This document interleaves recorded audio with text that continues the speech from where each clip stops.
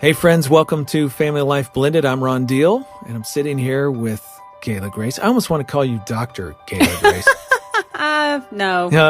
Just Gayla Grace will be fine. Well, it's nice to have you back. We are in the Family Life Blended studio here in Little Rock, and this is another You Ask, We Answer bonus episode of the Family Life Blended podcast. Gayla, let's just jump right into some of these questions people have submitted online through social media, through our Blended and Blessed live stream event. Let's just jump in. First one is, my stepson won't acknowledge me when his biological mom is present. So stepmom saying he doesn't even give me the time of day. When I go to his school activities, he won't even look at me or acknowledge me when I wish him good luck or tell him good job. Sometimes he hardly acknowledges his own dad, so her husband, at his wrestling matches when the biological mom and the stepdad are with him. I know you can't rush the process, but how do we handle this? I feel like this is hurtful to my husband, and I feel like the bio mom is brainwashing my stepson to turn against us. Okay, I want to jump right in. Brainwashing scares me a little bit. I want to caution her from using that term. Everybody sort of throws out terms. That is a big term. That is a parent alienation term. It may not be anything that the biological mother is doing. It could be the kid who just feels awkward and uncomfortable. There's a lot of reasons why children do this. So just be careful you're not throwing around terms that are going to create more harm than good. But since he is doing this with his dad and not just the stepmom, I find that kind of interesting. I know, me too. To me, that's telling me, yeah, this kid feels stuck for whatever reason, caught in the middle, loyalty. Maybe he's feeling like his relationship with his mom is fragile. And yes, so that's what I was thinking. Yeah. So maybe he's just sort of being cautious to guard that relationship with his mother. When she's around, that makes it really tough for him to enjoy his stepmom. Okay. Thoughts on how they should proceed? What would you say? I think, for one, realize there's a loyalty bond that he is dealing with, and just give it more time. Yes, you have to step back, and there's some sacrifices to it, but look at it through what this child is going through, and it's just hard for them. Yeah. But it doesn't mean that over time, you can have your time when they're in your home together. But if it's in a public setting and he really wants to just gravitate toward mom, I would say just let him. And in time, I bet that would change. I'm a real advocate. Anybody who listens to me talk about, I'm an advocate for trying to get to the heart of this thing. Now, I'm absolutely with you. Time makes a difference. If with the passage of some time, things are not getting any better, I can see dad go into his son. And this is really important, how he prefaces this whole conversation. If he starts off and says, hey, look, I've noticed when we go to your competitions and your mom is there, that it's really hard for you to look at me, connect with me, come over and hug me and your stepmom. And I just want you to know, I get it. It's awkward. It's weird. It's strange. I sense you're really sort of stuck in that space and not sure how to handle it. Just want you to know I'm not offended. I'm not mad at you. But I am sort of wondering what's going on. Now, see, that's a lot different than, hey, why don't you ever come over here and talk to us? Right. Now it's, I'm mad at you. And now the kid's even more entrenched in this space that he can't win for losing. So no, that's not it. It's a gentle, I see, this is my observation, not sure what it means. Want you to know I'm not hurt, but I am curious what's going on for you. Do you mind talking around that for a minute? Maybe you discover something. Some kids will tell you, well, Dad, it's this, blah, blah, blah, blah, blah. Now you've got something to go on. Some kids don't necessarily want to open up in those moments, but at least you let him know, I'm okay. I'm managing me. You're not offending me. Don't sit and worry, have even more anxiety that you're harming our relationship. But I think that is worth a shot.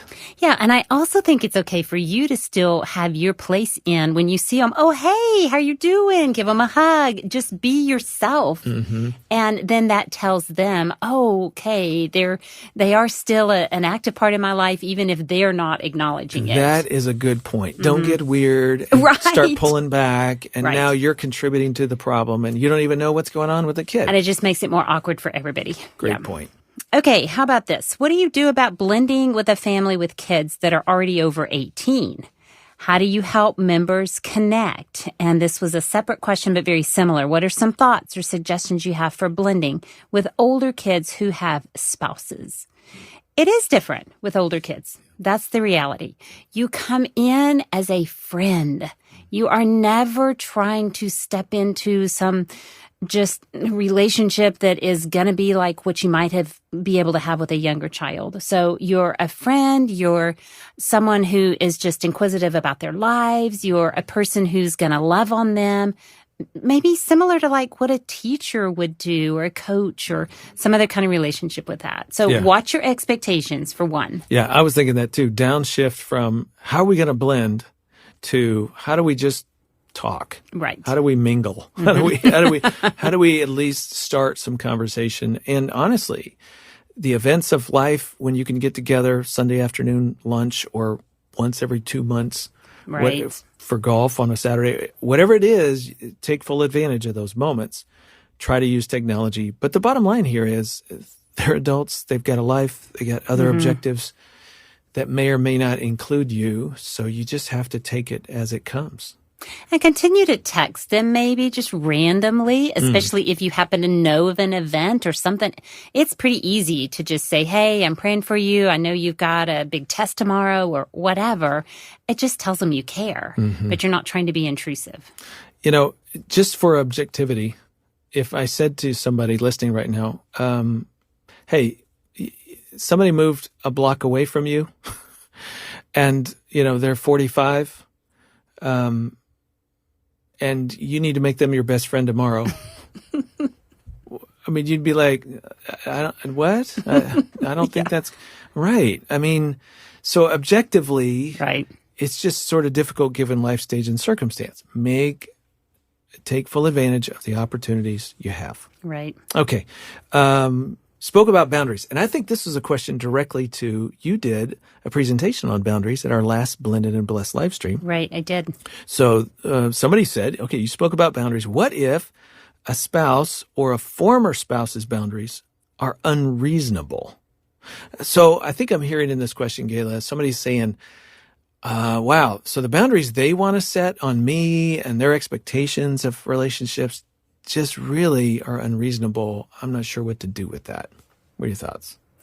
Well, for one thing, okay, what are those boundaries? We got to look at it both ways. And what are our boundaries that we've set? I mean, there's two pieces to this question. But I think that you just need to have open, honest communication about this. And are they being unreasonable? Is it just something you don't want to do? And have these conversations in public places where you can everybody can kind of stay above ground in how they try to communicate this. But so often we use the term boundaries and it's not necessarily in a healthy perspective of, well, they're putting things on me that I just don't want. So I think we just have to be careful on both sides of what is the boundary. Isn't it just we want to be difficult? Yeah.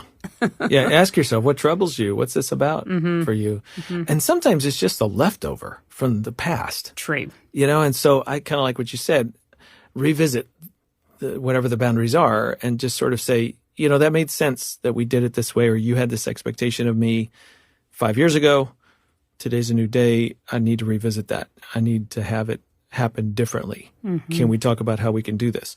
Now, notice my language there. I'm trying to be diplomatic. I'm being open. I'm not dictating back to them. Hey, this is changing and here's what's going to be. Well, then that's just you being controlling. So, but the fact that you're bringing it up and saying, I need it to change, is you setting some course to this conversation. Not sure where it will go from there, but at least now the dialogue has started. And one of the things, Ron, that I really talked about was in regards to these boundaries with former spouses is really the only communication that you need to be having with them has to center around the kids. You don't need to continue to have relationship of leftover marital stuff. Conversation just needs to focus around what's going on with the kids. And that kind of helps with boundary setting and ex-spouses sometimes. Good point. All right. Do you know of any faith-based counselors in the Lincoln, Nebraska area that specializes in blended families? Does Ron offer virtual counseling sessions? We threw this one in here because we get the question a lot, whether Right. you live in Lincoln, Nebraska or anywhere else in the world. Right. And the answer is, I am not available for personal consultation at this point in time, have been in the past, but not right now. But what's even better is we have a list of Smart Step Family Therapy providers. I keep this list on my personal website, smartstepfamilies.com. People can go there, find a counselor link, and you will have a whole list of people who have gone through some advanced training with me to know how to offer the kind of help and support that step families specifically are looking for. So look that up, smartstepfamilies.com. Okay, how do you feel about step parents not taking any responsibility for their stepchildren's behavior, sort of taking a hands-off approach? And Gayla, you and I are aware that there's some conversation, there's some chatter out there about this as a tool. And I just want to say I am not in favor of this as a general strategy at all for step parents. Honestly, it's just not feasible for a lot of step parents. Imagine if you're stepdad and your wife works all day and you're home with the kids. You can't take any, that's just not even feasible. It's not functional. Military step families, somebody just got deployed. You have to function in that role. You have to be able to function. That's one thought. The second thing is, I think it's self-sabotage for a lot of step parents. I can't tell you how many kids I've had sit in a therapy room with me and say, I wanted a relationship with my step parent and they didn't have time of day for me. How sad. Right. How sad that kid has to go through yet another rejection. So no. Plus, even if the kid doesn't want it that much, if you're saying, no, that's not my job, but then it becomes your job, will it ever become your job? No, you will forever not have any functional role as a parent. That's self-sabotage. I also think that affects the bonding process of the family in a negative way. So there's another reason I'm not in favor of it. So here's the bottom line. The general rule about step parenting is that you come in like a teacher or a coach that we've talked a lot about in the past, and I've written about quite a bit in all of my resources. You come in like a teacher or coach, you build relationship over time, you gain relational equity through a bonding process, and with that, you increase authority. You have authority on day one as any adult would, or as an extension of the biological parents like a babysitter does. So you have something on day one. It may not be much, but it's a little something to go with. But relationship is the thing that's going to eventually give you increasing authority in the child's life. There are some situations where I have encouraged step parents who have a complete no-win with their stepchildren, meaning no matter what they do, it's undercut either by the kids or by the biological parent, the spouse to the step-parent.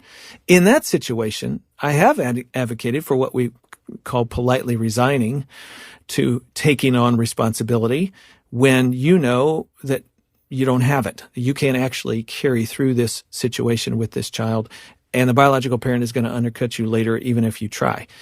Then when you sort of politely pull back from taking any responsibility or taking a hands-off approach, it forces the biological parent to pick up the pieces. At least that's the hope. Now, let me be clear. This is a very specific, contextualized strategy for some step parents in extreme circumstances. That is not the approach to take from day one in most cases. Right. Yeah, I agree. I am a firm believer that if God has put us in a step family as a step parent, then he has brought us into a role that he intends for us to play. And that we do have a position in our stepchildren's lives. It may not be strong in the beginning. It might take a while for us to walk into it. But I can just tell you, in my own personal life, I had no idea that, so I became a stepmom to two kids. 8 years into our marriage, their mom passed away. very unexpected, unforeseen circumstances. And if I had been having this hands off, I don't know if I really want to be your stepmom or not. And then I couldn't have stepped into a role with them that they needed. And so I just think we don't know what's down the road for us. But I do believe that God calls us into these step parenting roles for a purpose. Well said. All right. My spouse's ex acts like I'm a ghost or non-existent. Although I'm a big part of the picture and I do the majority of the running the kids around, dropping off doctor's appointments, she refuses to communicate at all. My spouse won't address his ex about our behavior toward me as the new spouse and says it's insecurities when really it's healthy boundaries. What do I do? Even if your ex does even if your spouse does address his ex, doesn't mean it's going to make his ex act any nicer about this whole thing. True. I just want to, again, hug this person and say, I get it. Step parenting's hard. You're in a hard spot. And yes, you are wiping butts and washing dishes and doing a lot of work and getting very little reward or appreciation or gratitude, especially now from the other home. And it's a hard place to be. Keep calm and carry on. I mean, you can act in loving, respectable ways, even if nobody's giving you the due respect that you deserve. Just keep pressing in and keep going. Yeah, I also want to say where this person says my spouse won't address it. So, I know that, Ron, you've talked about even giving examples of it's okay for us to even go to that ex-spouse and say, I'm not trying to replace you. I'm not trying to be the mom to your child. That is your role, and I respect that. I just want to work with you. So if your spouse won't address it, then I do think it's okay for you to take the position of going to that, that other parent and saying, I'm not trying to replace you.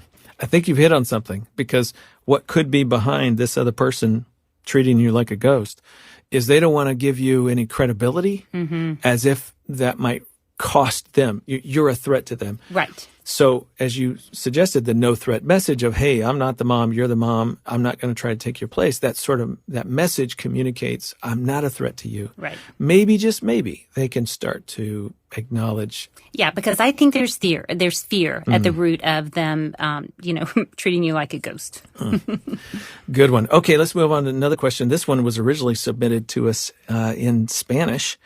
My ex has a live-in boyfriend who is generally a good person, but is starting to be a confusing situation for my girls. Do I address it with my ex? I'm trying to lift them up, but I'm not going to tell them it's okay either. Obviously, there's a value difference there. We had a similar question that came in, said, how do you tell your child the truth about the affair that their mom had that led to the divorce? Okay, so I think the situation here is, what do we do when there's something going on in the other home or some past behavior? We feel like we need to address it. I think a lot of people just sort of get frozen here and just so afraid to do anything. Look, you want to be full of grace. You want to be merciful in how you present any truth to your kids, because some of this is going to create some sadness in their heart. So you want to be compassionate and merciful about this, not using it as a weapon to beat up the parent in the other home, but you are communicating some truth that the children at some level, at some point in their life, need to know. And so I think you just do it in a matter-of-fact way, if anything, with a lot of graciousness. Like, kids, I realize this is going to be hard to hear. Let me just share with you something that you're not aware of. That sort of thing is the tone you want to take, because the meta message there is, we still love these people, we still care for them, and you can care for them. And I just know this is a piece of truth that you need to know. Yeah, and I think we don't know what the ages of these kids are. I mean, you're not going to start having these conversations when these kids are young. Right. And then especially the one that says, how do you tell your child the truth about the affair of their mom? Well, what's the motive behind that? Yeah, sometimes kids start asking. Yes. And when they start curious. asking questions, then I do think you need to address it appropriately depending upon their age. But are you do you have a need to talk about it in a way that just is not going to be healthy? I think you have to consider that. Okay, so in the first part of the question, so there's something going on in terms of cohabiting behavior in the other home, and it's confusing the kids. They're sort of going, wait a minute, I can imagine a child saying, but I thought God wants us to be married to the person we're living with. So what's happening? And I think in that moment, you just say, you know what, let's sit down. Let's talk about this for a minute. Yes, this is our understanding of Scripture and why God wants us to do that. He's trying to protect us. He's trying to make provision for our relationships to be stable and strong and healthy. And sometimes people make decisions about their relationships that are not healthy for them. But this is why how God shows his love for us in setting these boundaries and expectations for us. And yes, it's true that your mom is not choosing to abide by those. Right. Let's pray for your mom. Right. How do you feel about what I've just said? You're entering the dialogue. The tone says, we love your mom. We care for her. Let's pray for her. You're not using it as an opportunity to take advantage of the child. Yeah. And that conversation will probably have to happen more than once, As the kids get older, then, it has to be revisited. All right. How do you handle stepkids from your husband and your biological child you had together? How do you handle discipline? You might jump in on this one because you guys had an ours baby. We did. Each of you had children when you got married, and then you had a child together. Is there sometimes some struggle in that space between, parenting your biological child from a previous relationship and your biological child with the current relationship? I know there's struggle with stepchildren. So talk about those spaces. What was interesting to me when we had a child together is I saw how Randy parented our child together that was similar to the way that he just parented in general. And, when you marry somebody and you haven't been parenting with them, you don't understand their style. It's different than yours. You think they're wrong. But the reality was I began to see this is just Randy. And it's okay. He was a stricter parent than I was. I thought it had to do with him parenting my girls. He was just too strict with them. No, he just expected people to, uphold standards. But the thing that I will say, Ron, is fair is not always equal. So if you think about that, yes, we want to be as fair as possible, but some things are going to be different. So fairness is treating people according to their needs, but equalness is treating everyone exactly the same. Sometimes our kids do need to be treated according to their needs. My daughter, who had an anxiety disorder, had to be handled differently at times than the other kids. And so I think, not that we're going to have some lengthy discussion with the kids about that wouldn't have been fair to my daughter, but for Randy and I to be able to be on the same page of fair is not always equal in regards to our kids and his and hers and all of that goes along with it. And one other principle I can think of for people is to just acknowledge to yourself and to your partner, assuming that your spouse is a safe place to share this with, but saying things like, I've noticed in myself, I am quicker on the trigger with X kid compared to Y kid. And I think this is what it's about.